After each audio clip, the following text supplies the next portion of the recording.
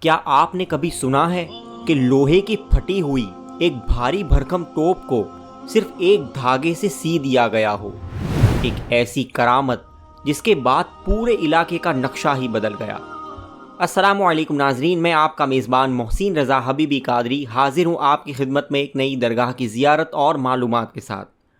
آج ہم جس مقدس آستانے پر موجود ہے، یہ سلسلہ سہروردیہ کے عظیم اولیاء کامل حضرت لال شاہ رحمۃ اللہ تعالی علیہ اور حضرت برہان شاہ قریش رحمۃ اللہ تعالی علیہ کی مزار شریف ہے۔ حضرت برہان شاہ علیہ الرحمہ کی سیرت اور حیات کا ایک ایسا حیرت انگیز واقعہ ملتا ہے جو کچھ کی تاریخ میں ہمیشہ کے لیے محفوظ ہو گیا ہے۔ بات ان دنوں کی ہے جب کچھ کی سرزمین پر راجہ مہاراجاؤں کی حکومت تھی۔ ایک مرتبہ ایک دوسرے راجہ نے کچھ پر اچانک حملہ کر دیا۔ جنگ بے حد شدید ہو چکی تھی۔ کچھ کے قلعے میں ایک بے حد خاص اور طاقتور توپ تھی جسے مریم توپ کہا جاتا تھا۔ حملے کے دوران جب زوردار گولہ باری ہوئی تو بدقسمتی سے وہ مریم توپ بیچ سے پھٹ گئی۔ یہ دیکھ کر دشمن کے حوصلے بلند ہو گئے اور کچھ کے راجہ کے سپہ سالار گھبرا گئے۔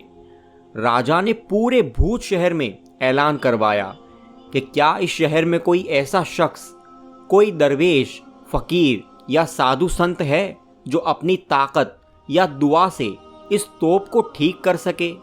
اگر یہ توپ ٹھیک نہ ہوئی تو ہم جنگ ہار جائیں گے اور شہر میں قتل و غارت مچ جائے گی۔ اس وقت ایک بڑے مقبول ولی حضرت فتح محمد شاہ رحمۃ اللہ تعالی علیہ کے پوتے حضرت جلال الدین شاہ رحمۃ اللہ تعالی علیہ بھوج میں تشریف فرما تھے۔ جب عقیدت مندوں نے ان کی خدمت میں آ کر پورا ماجرا سنایا تو حضرت جلال الدین شاہ رحمۃ اللہ تعالی علیہ اس پھٹی ہوئی توپ کے پاس پہنچے۔ آپ نے فرمایا کہ لاؤ، مجھے ایک دھاگا دو، میں اس پھٹی ہوئی توپ کو سی دیتا ہوں۔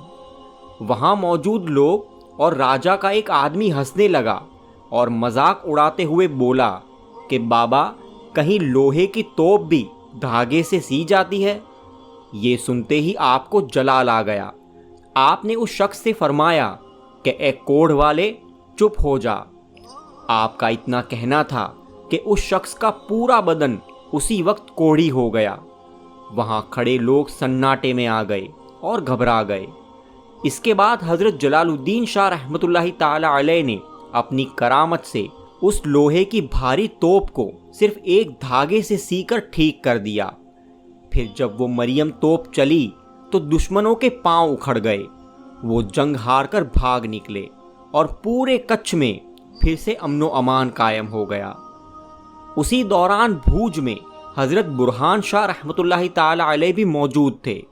جب آپ تک یہ خبر پہنچی تو آپ نے فرمایا کہ باہر سے آنے والے ایک بزرگ اگر ایسا کمال دکھا سکتے ہیں تو کیا ہم بھوج والے نہیں دکھا سکتے؟ جب دونوں بزرگوں کی آپس میں ملاقات ہوئی تو خدا جانے ان کے بیچ کیا بات ہوئی کہ آخر میں حضرت برہان شاہ رحمۃ اللہ تعالی علیہ نے فرمایا کہ بابا جلال الدین شاہ، آپ اپنے وطن نہیں پہنچ پائیں گے، دوران سفر ہی آپ کا وصال ہو جائے گا۔ اللہ والوں سے بھلا کیا چھپا رہتا ہے؟